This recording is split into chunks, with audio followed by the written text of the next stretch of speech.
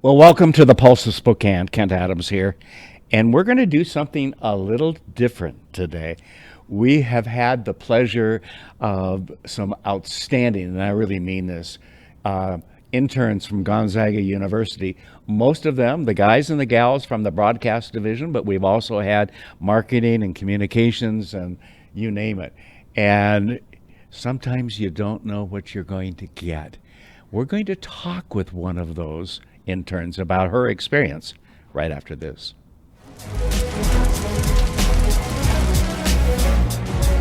Well, this is Bloomsday in Spokane. We got about 40 firefighters and their friends and family handing out 40,000 cups of water as the day goes by. It's a very good opportunity to see the public and support them and help them out and cheer them on during Bloomsday. It's one of the best things about Spokane is that we have these major events and the whole community comes together not just to participate, but to volunteer and show that they really care about our city and making our city look great. This type of an event really is emblematic of Spokane because so many people get involved. We have 50,000 people probably running this race. Always has been a very huge event. Right now we're at the corner of Broadway and Nettleton. It's the last water station before the finish, so people are pretty much dehydrated by the time they get to us. They really need our water. The water stations are a vital part, especially on warm days like today. It's real important that we have the volunteers to help with that. Without the volunteers, Bloomsday wouldn't exist. All up and down the course, there are people that are involved in this celebration. It really is a celebration of what Spokane's all about.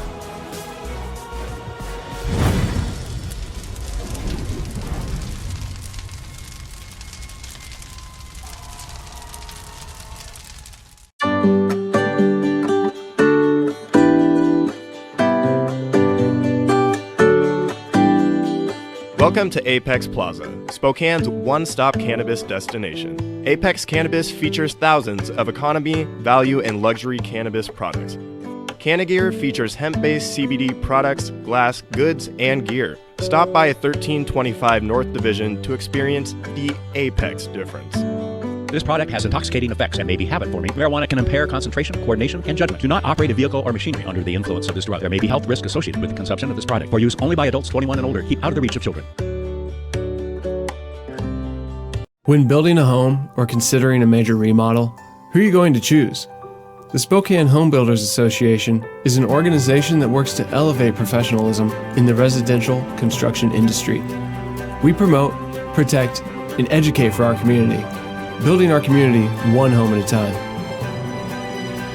We are the Spokane Home Builders Association. Well, welcome back to the Pulse, and I'm kind of chuckling about some things that are coming up on the air in the next few weeks, and we'll just leave that on the table for a while. I'm going to have to look at this because we now have Isabella Harris Hamlin. Did I get that correct? You got that right. The 20, two last names. 20 letters, right? 20 letters. 20 letters. I love that. People who have the full last name. Yeah. Well, first question is, you're a junior at Gonzaga. What are you majoring in? So I am a broadcast and electronic media studies major. Okay. And then I'm doing a business promotions minor. Okay. And it's been awesome. I love Gonzaga. And I've really loved what I'm studying, and I'm excited to hopefully put that to use. Yeah. You guys have a pretty good basketball team this year.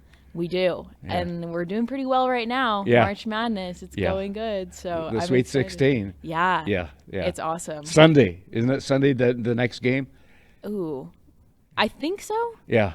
I'm not very good at tracking when the games are. I just Yeah. kind of day by day. It's like you don't have to go too far because you'll be reminded the 24 hours before, won't you? Exactly. Why broadcast and electronics and communications and so forth? Yeah. What brought you to that? So it's funny.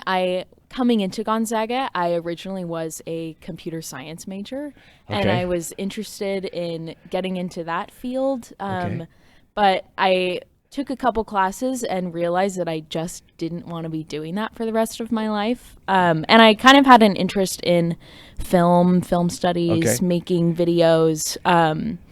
And so I just decided to take one of the broadcasting classes that they offer to see if I liked it. And I loved it and just completely switched my major from computer science to broadcasting, and I have not regretted that. Isn't that part of why you go to college, though, too, is to take on new things? Absolutely. To learn new things? Oh, yeah. Yeah. I think that's super important in college, is just exploring, seeing what you like, and I think that's what I did.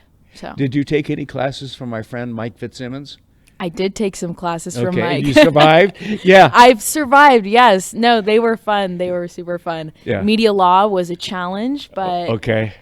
It was good. And he was my advisor, too. Okay. He's well, now double retired. sorry for you, but no. I know. But, yeah, they have a lot of great professors in the department. Yes, and an outstanding departments at school. For all things, really. Excellent. I've got a grandson who's on the waiting list to get into GU next year. Oh, really? So he's hoping, based on past experience, they take about 2/3 or 75% of those on the next list. Okay. So he's waiting for that, but he may not know until the end of April, 1st of May. Well, but he wants to go there. Yeah. Then you know what he wants to do? What? He wants to go to the law school. Oh, good for him. Yeah. Ambitious. I like that. Yeah. It's fun. Speaking of school, you're not a local girl, are you? I am not. So Okay. I'm from Bend, Oregon. Okay. Which is a beautiful place in Central Oregon. I love it so much. I think there's some similarities between Bend and Spokane a little bit. Yeah. I think they're both that you get to know a lot of people, and it's a town that takes care of their own and things like that. Yeah, absolutely. Yeah. And I think they're both sort of outdoorsy, which I really appreciate. Yeah, and they're both beautiful, but my heart will always be with Bend. Yeah. So what are some of the hobbies you have? So aside from filmmaking, which I love, I love the outdoors. Okay. I really like rock climbing, hiking, camping. I've recently been getting into mountain biking, which is challenging, but I'm slowly getting the grasp of it. But I love art. I love music, movies. Well-rounded. Well-rounded. and I think that's important because for the next few years, especially, your future path is being created right now based on education and experience and all of that. Why did you apply to come be a host and an intern at Spokane Talks?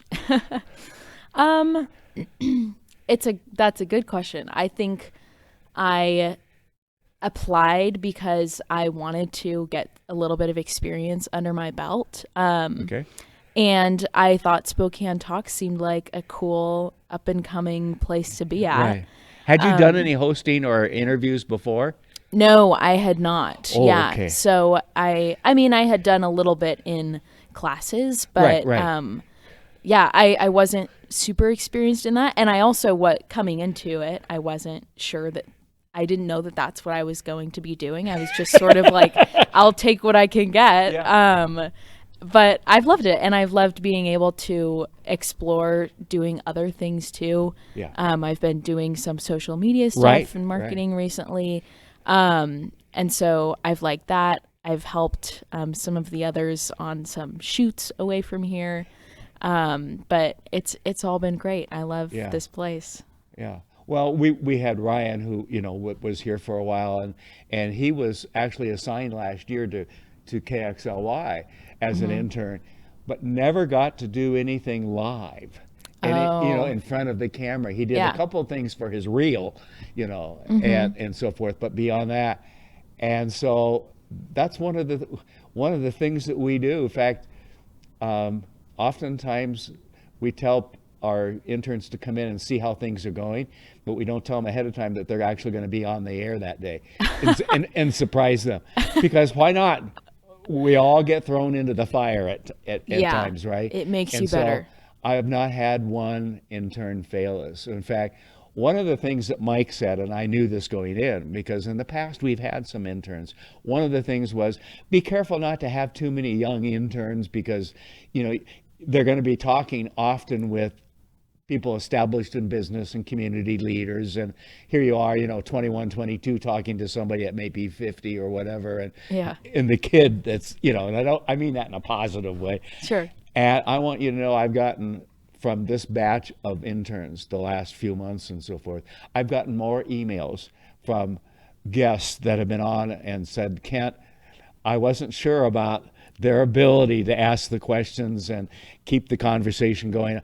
And I've had nothing but positive from our guests. Well, if you can pass the guest criteria, you can pass it. So yeah. So that's great. Well, that's very flattering. Have you had fun? Yeah, it's been a lot of fun. There's such a great group of people here. Yeah. It's a great environment. I like doing what I've been doing. So yeah, overall, super fun. Okay, comes a tough question. Okay, and I kind of warned you, I think, when I talked to you a couple of weeks ago. What would you change? What would you recommend that we look at and do? And I ask that because of your experience here, but I also ask that as we know young people live on social media, and that's where we are, okay? And I'm the old guy in the crowd, okay? And so they laugh at me here, the tech guys, because they know I came from the era of 3 or 4 TV stations in town, even where I grew up in Los Angeles.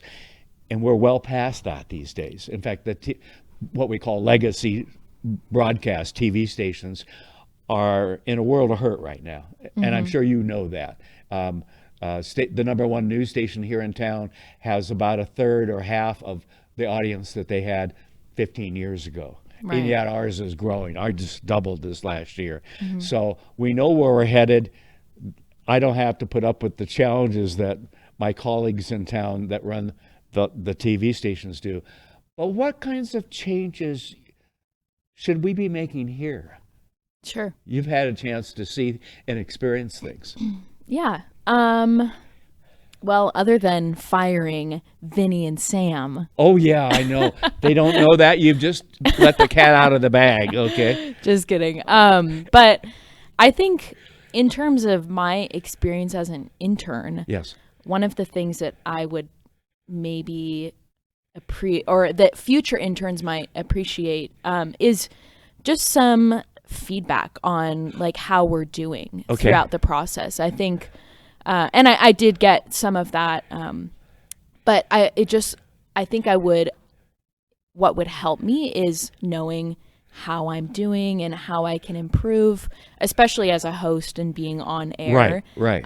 Because I mean there were definitely things that I might have done differently or should change. I mean, going back and watching them is tough. I kind of cringe at myself a lot. But so I think coming from like the leadership here, just knowing like how I can improve on the skills that I've been developing. Good point. And then I think another thing I would bring up is I would love to have maybe known the extent of what kinds of things I could try out doing here. Okay. And I think everybody here is encouraging if I say, you know, I want to try doing social media. Everybody here is absolutely go do that. Yeah. And I so appreciate that. And I wish that I would have known that a little bit earlier. So maybe a little more orientation up front. Maybe, yeah. You know? But I mean, that being said, everybody here is so encouraging, which is great. And like, if I bring anything to the table about, I think we should do this, or I think we should do this, it's always well received. Okay. And yeah, I appreciate that. And I've learned so much from this entire experience, which is so important. So what have you learned? What's the one thing you've really learned and walked away that maybe even surprised you a little bit? Yeah. I think one of the biggest things I've learned or that I've developed more is just my communication skills in general, and especially from hosting. That's kind of a tough thing to do, you know, thinking of questions on the fly, follow-ups, while also making sure that you're making them feel comfortable and being aware of your environment. And a lot of things going on at one time, right? A lot of things going on, and also being able to communicate clearly through all of that. And so I've found myself using skills that I learned from that just in my everyday life. Sure. And I think it's helped like my interview skills and talking to people and just being comfortable with communicating. And I think that's so important today, because if you're not going into broadcasting or communications, there's still a need for that experience out there, because if people are going to be going up in the company and getting a management role and maybe a vice president role or run their own company, then the communication skills are important. Yeah. Really it's are. applicable to so much. Yeah, especially with today when we're on Zoom and all the other things that we do so much talking to people over an electronic communications device. Let's face it. Right. We all live on our cell phones, okay? And it's like, someone's calling me? Why didn't they just text me? But I mean, beyond that, we do communicate a lot today, and we have the avenues to do that, unlike when I was your age. Okay. Yeah. Yes, we had telegraphy. You hit the telegraph key, and it would go down the line and so forth. Any last thoughts? I mean, I've really appreciated being here and how supportive the team is. And I'm sad that my days are coming to an end here, but I'm excited to see where Spokane Talks goes from here on out. Yeah, we'll keep in touch for sure. Oh, yeah. Okay. The young lady from Bend, Oregon. Okay. I think I've told you this. I've got relatives down there, and they love it. They absolutely love it. It's great. It's great. Thank you for all that you've done, both in the social media and sitting down, usually in this seat over here, asking the questions. Did you get to do a remote one where you were listening to people remotely? I never did one of those. I heard it was a nightmare. Yeah, it is tough. It is tough. We just did one before you. So, yeah. Poor they're hard. Emmett had to do that, and he hadn't done it before. And, the eyes widen real quick, like, oh, boy, that was fun to do, because you're talking with somebody somewhere else. But thank you for all that you've done for us. Well, thank you. Do keep in touch. I had the pleasure of talking with Mike before I hired any of you interns. So I knew all about you and before you came on board and so forth. And all of you have lived up to and surpassed what he was saying about you. Well, thank you. And I've known Mike for 44 years, long time, okay? But thank you for all that you've done. Well, We'll be watching your career. Yes. And stay tuned. Yeah. Big things to come. I'm working on a documentary with and let's not forget that. When will that be ready?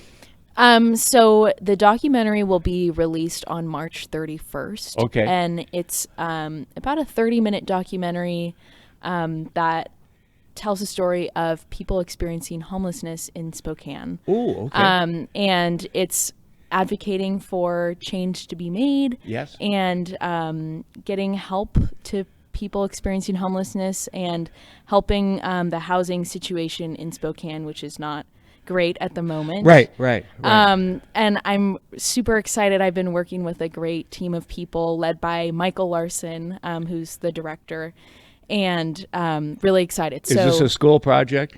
It's outside of school, Okay. But we all are Gonzaga students working on it. So, keep stay it in tuned. the family, right? Keep it in the family, yeah. But March 31st, Okay. it will be ready, and go watch it. And can we run it on our station after March 31st? Yes, okay. Absolutely. So we'll have it here. Yeah, great. Definitely. I love it. We're going to be involved in a couple of homeless issues in the next few weeks, matter of fact. Oh, great. And so it's an issue that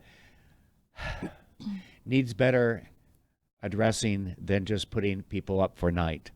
Right. And feeding them food. Yeah. Okay. It's got to be beyond that. It's deep. It's part of a drug problem. It's part of mental illness. It's a lot of things out there. And we've gone through, as you know, from doing this, a crazy year that's made people, even on the edge, go to the other side with COVID and so forth. So I'm looking forward to seeing this documentary. Well, yeah, I'm looking forward to it being all done. So. All right. Well, thank you, Ken. Thanks a lot, Isabella. All right. We look forward to big things. So will it be a network thing, you think? What was that? Will it be a network It will be on TV at some point. Yeah. Not sure exactly when, but we're getting that worked out. Okay, So, great. Yeah. Thanks a lot for all that you've done. Well, and thank thanks for you. watching this special edition of The Pulse out of Spokane. Have a good day, everybody. Thanks for watching this episode of The Pulse. We are where you are. Check us out on any of these other platforms as well as our website. This show is sponsored by Local 29 Firefighters Union, Homes for You, and Apex Cannabis.